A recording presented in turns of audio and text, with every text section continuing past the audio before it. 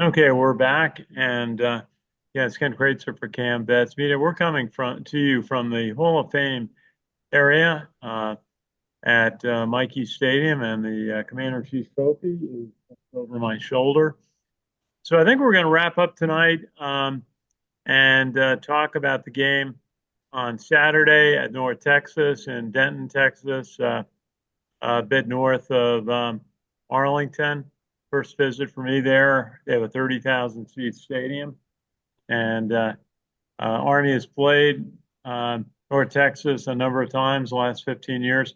One notable game was in the Heart of Dallas Bowl that was held at the Cotton Bowl in 2016, which Army came away with a victory. And I know you were down there at that game. Sam, what do you remember about that game at the Cotton Bowl in 2016? Army pulled off a nice win. A lot of West Point alumni there.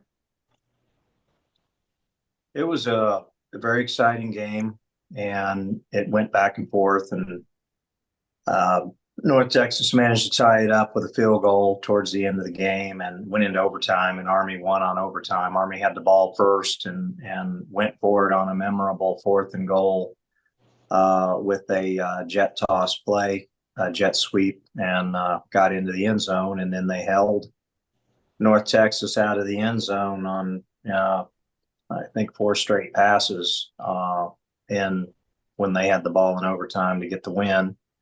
Uh, I know Ahmad Bradshaw had a huge day that day, and but there were several members of the team that had really big days as part of that win. Um, the next time Army played North Texas was in 2017, which I was at as well, and that was in Denton at Apogee Stadium. And Army was red hot at the time they rolled in, and this is something I'm sure that's not lost on Coach Monken and his staff. And none of the players who are on the team right now were on the team then, but I know a lot of the coaching staff and Monken are still there, and they remember that in 2017, Army was red hot, and they were on a winning streak. They had blanked Air Force 21-0, and then they had the very following weekend had defeated Duke, I believe something like 21-17 at Mikey Stadium.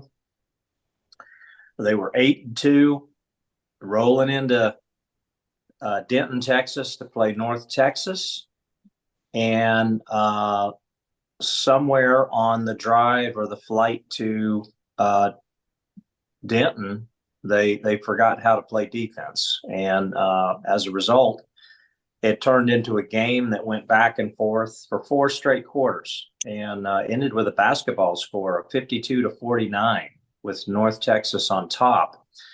I think Ahmad Bradshaw had well over 200 yards rushing that game. I think the Army offense had well over 400 yards rushing. I think that the total offense for the game for both teams combined was about 1,100 yards total. And the difference of the game boiled down to a Army muff punt in the fourth quarter that North Texas recovered and was able to kick a field goal that proved to be the difference in the game in the end. And yeah, so the reason I say this is because we're looking at the same kind of scenario, even a better record for Army, 8-0. They're red hot.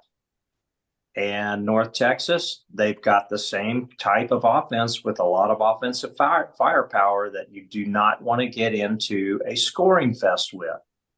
So, yeah, North Texas, they'll be ready. So they've had a couple of weeks. I don't want to get ahead of myself here, but yeah, Yeah.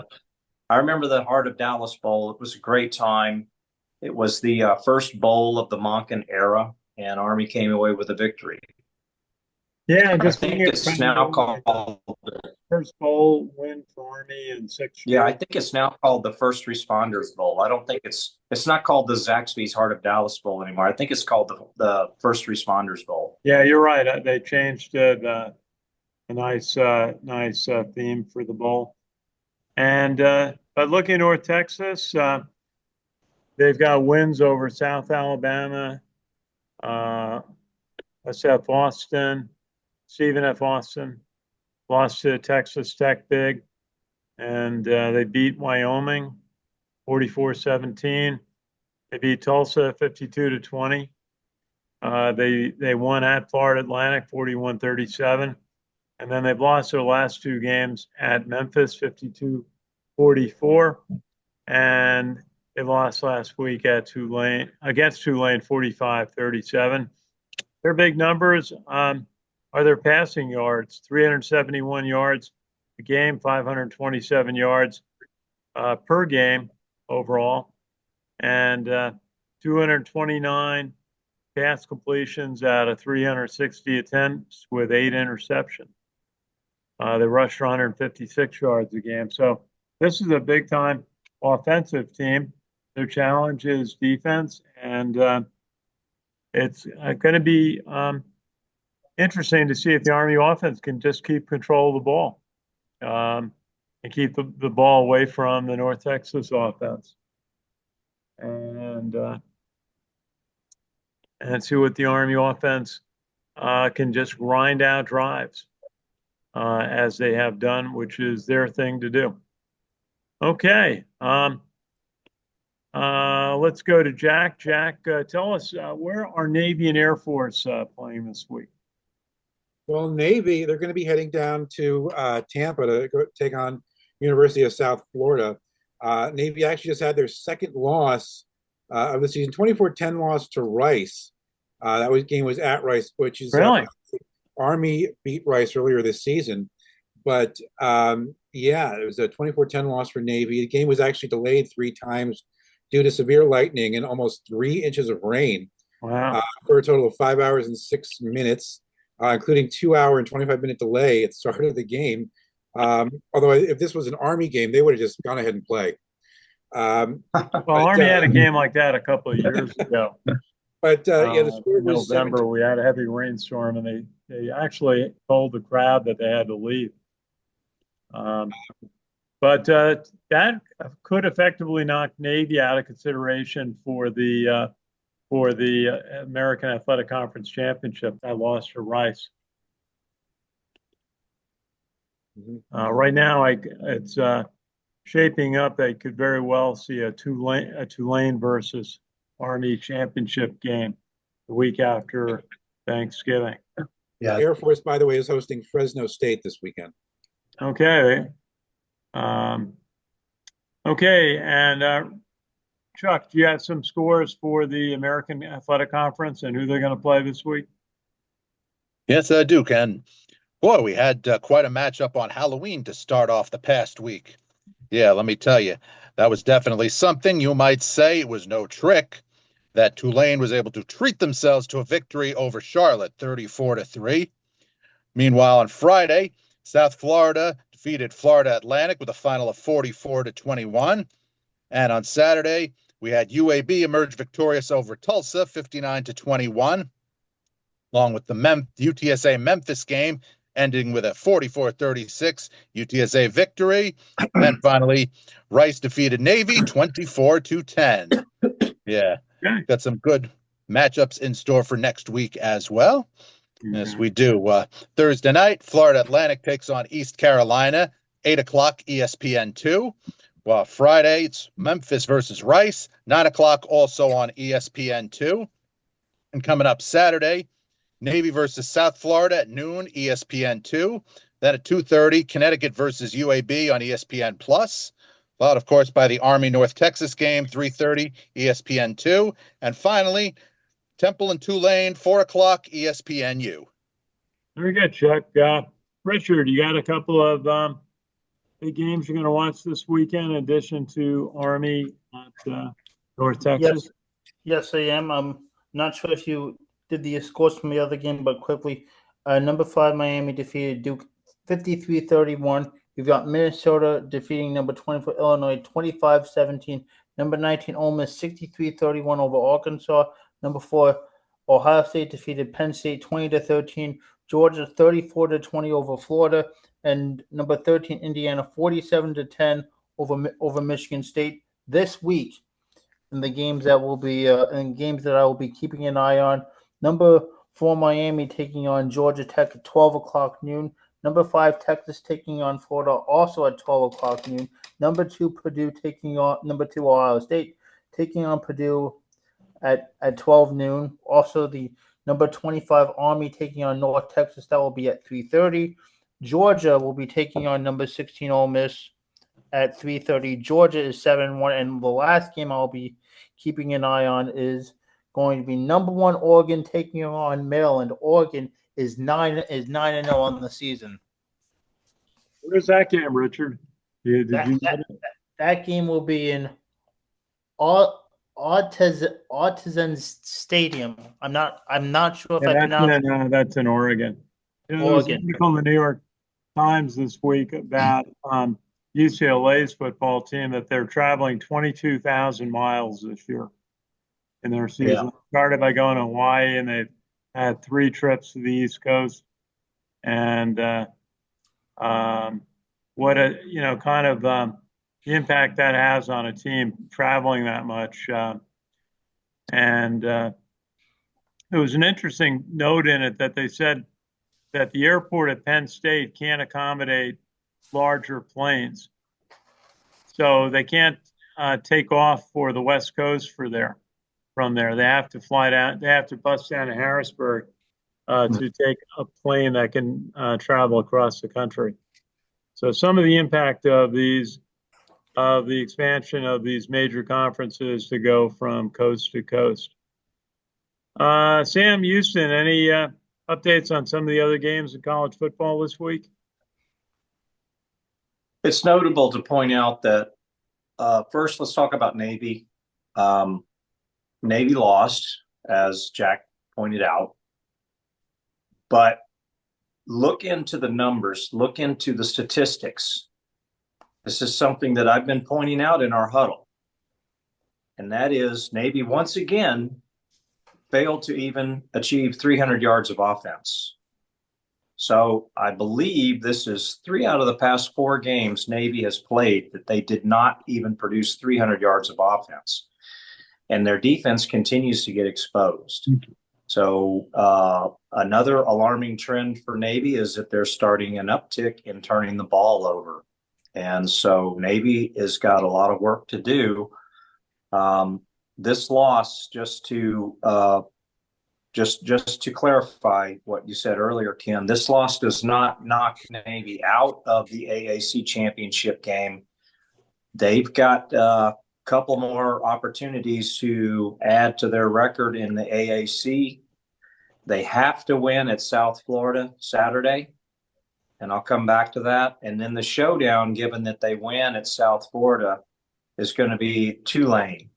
That's going to be the showdown for them to determine who is going to go. And this is given that they win at South Florida, and given that Tulane wins their game this Saturday, that would be the showdown to see who the other team in the AAC is going to be. Now, South Florida is tougher than you would think based on their record. I watched them play on Friday night. They played Florida Atlantic, and the game was at Florida Atlantic. And in the fourth quarter, South Florida just put the screws down on Florida Atlantic. It had been a really tight game until the fourth quarter, and then South Florida just took it to them. And South Florida is going to be revved because they're still playing for the opportunity to be bowl eligible. So they're not going to roll over for Navy. So the game against South Florida is not going to be an easy ticket for Navy, especially while they're having some challenges on both sides of the ball. So we'll see what happens in that game. Memphis now has 2 losses. It's unlikely that Memphis is going to play in the AAC championship game now, and they were the team that was projected to be the AAC champion. They lost to UTSA this past weekend, and it was a shocking final that Memphis allowed UTSA to come back and win, but they did. And now Memphis has 2 conference losses. They've got a long road ahead of them if they expect to have any opportunity to play in the AAC championship game. So that's pretty interesting right there. Now, the flip side of that is UTSA is who beat them. Guess who's coming to Michie Stadium on the 30th? UTSA. So UTSA is a little resurgent with that win, and UTSA still has an opportunity to salvage at least a bowl game this year. So don't overlook UTSA come 30 November when they roll into Mikey Stadium. And then you've got Army. Okay, Army is in the first place in the AAC. They're undefeated. They've never trailed in a game. They still have 2 more conference games to go, though. They've got to play UNT this weekend, and they got to play UTSA. And guess what? They got to win both of those games to be the home team for AAC championship game. They can probably slide into the AAC championship game if they win 1 of 2 of those games, but they're not guaranteed to be the home team for that game. So these every game is important. The Monken philosophy, the team philosophy is go every week we're 0-0, and the goal is to go 1-0. So right now they're focused on North Texas, and I know they're getting ready. But just understand, in the grand scheme of things for the AAC, the front runners right now to be in the AAC championship game is a 3-way between Army, Tulane, and Navy. Okay. And so is it really being in the conference and having a championship game to play for is really a new feature of this season for Army fans, enjoying a year when the team is playing, having a spectacular season. Hopefully they can maintain it, but as Coach Monken said, the business at hand is entirely at North Texas on Saturday. Okay, well, let's see. Any other comments before we go to our lightning round? Yes, so we should at least make mention of the fact that the college football playoff rankings came out today, and Army is 25th in the college football playoff rankings. And from my perspective, I think that it's a little bit disrespectful to Army to have them 25th. It does not align very well with the AP and coaches poll. You have teams on the college football playoff rankings that are ranked behind Army on the AP and coaches poll. So in my opinion, I think it's a little disrespectful to Army and where they played. I believe that probably has a lot to do with the strength of schedule. I get it. But in my opinion, the college football playoff ranking should be more closely aligned to what the coaches poll and the AP poll has to say. But congratulations to Army. You're ranked in the college football playoff poll, 25th. Yeah, who would have expected that going into the season? Yeah, and a little correction on Richard there. Richard, earlier when you were talking about the games this weekend, Army's ranked 19th in the AP and the coaches poll. So it's 19th ranked Army, not 25th. Of course, I realize that the college football playoff might have thrown me off. No, you're good. And the top 5 rankings: Oregon, Ohio State, Georgia, Miami, Texas, Penn State, Tennessee, Indiana, BYU, and Notre Dame. Thank you for that correction, Sam. You know it. Always looking out for the Army team. Okay. Well, let's go into our lightning round. Army at North Texas on Saturday afternoon, and Army going into that game undefeated and 19th ranked in the country, as Sam Houston has pointed out. Okay, let's start with Chuck. Do you have a score for us, North Texas and Army? I do, Ken. I think it's going to be something along the lines of what we saw next week, but, with a little more for the opposition. I think the final will be 28-7. And it's 28 Army to 7 for North Texas. Okay, yep. Good score.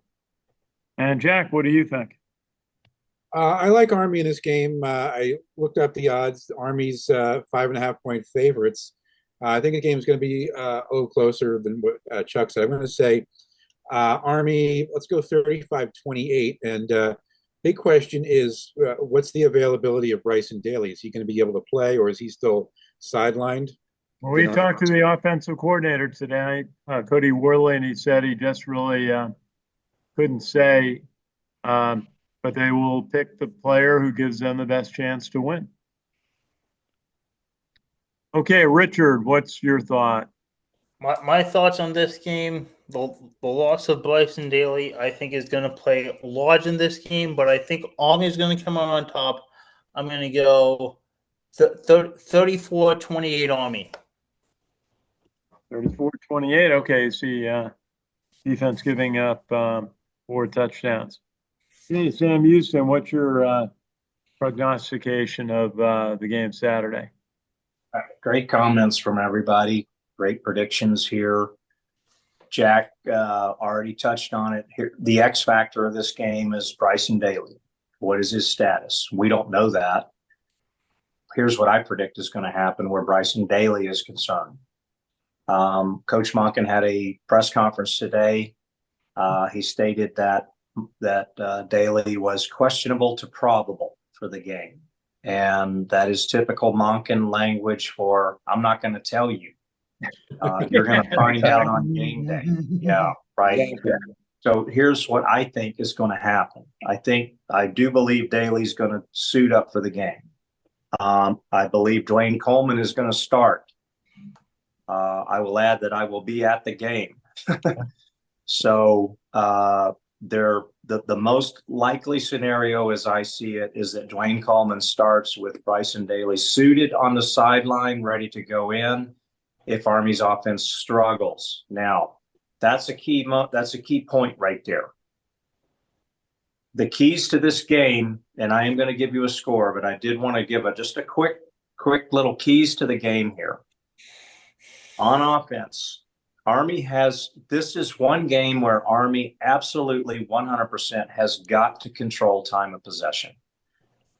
They have got to keep the ball out of UNT's quarterback. I think his name's Chandler Harris or something like that. They've got to keep the ball out of his hands. So Army not only has to control time of possession, so there's one.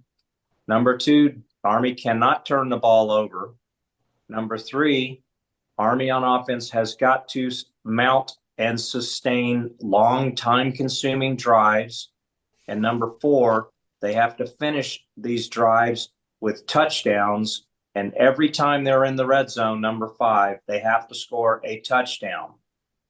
On defense, this game is a little different.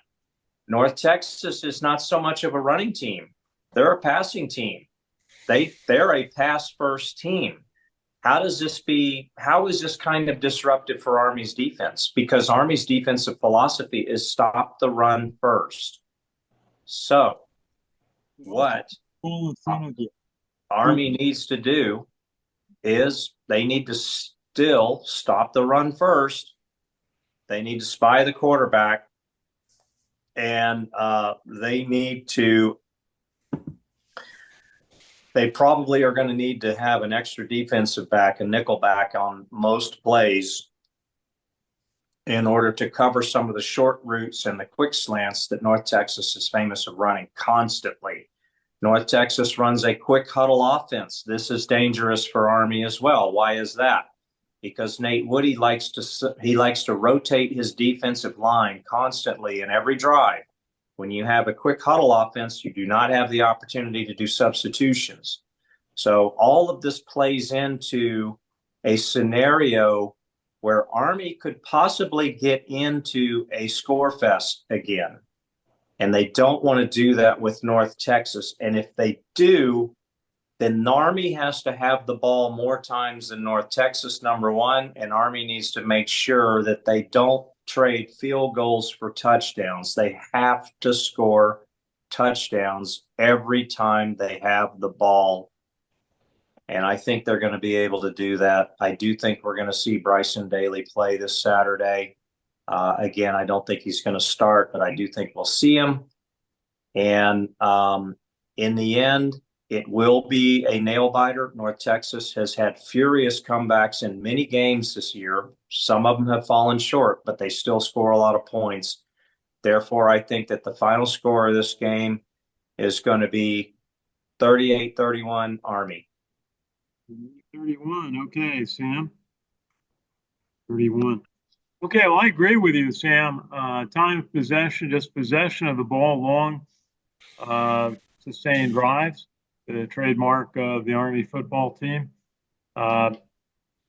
being able to get out to a lead on the road makes a difference.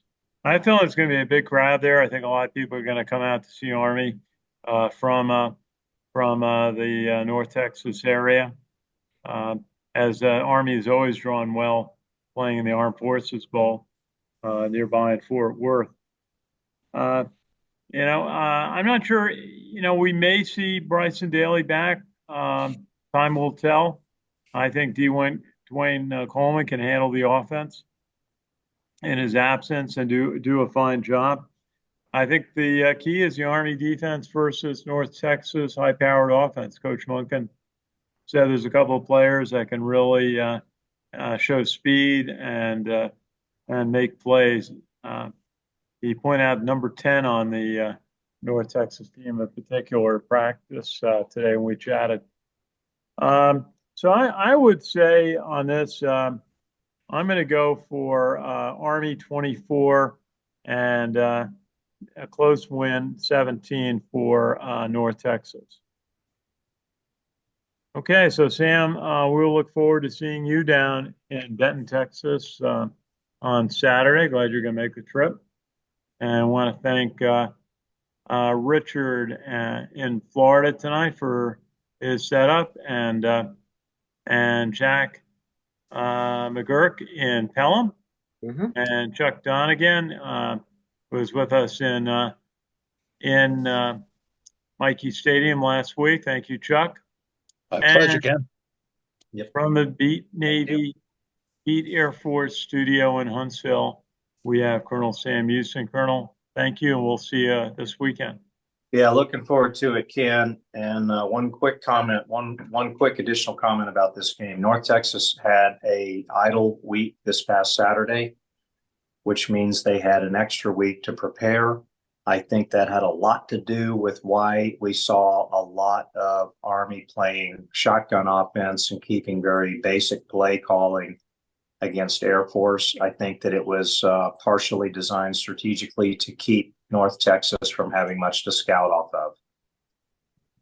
Yeah, I think partly we talked to Cody Worley about that a little bit, and he said they were basically running plays that they felt Dwayne Coleman was comfortable running. And he apparently is very comfortable with the shotgun, which he learned last year when it was the primary offense for Army. They're really starting to turn all the lights out around here. They turn the lights out on the practice field. It's a little bit dark walking in my car. But great to be here. Appreciate letting the West Point Athletic Department allowing me to do the show from the Fame Trophy Room. At West Point, just behind me, are 3 Heisman trophies, and the Lambert Trophy, and the coveted Commander-in-Chief Trophy. And everyone at Army wants to keep it right where it is for going into next year. But that'll be decided in December at the Army-Navy game. Folks, thank you for watching, and thanks for participating. And always want to shout out to the Special Operations Warrior Foundation. They provide scholarships and mentoring to families who have lost someone in military service from the Special Operations community. They do great work. Okay, gentlemen, thank you. And we'll get together again next week. Ken Kreitzer for CaMMVetsMedia. Thanks for watching.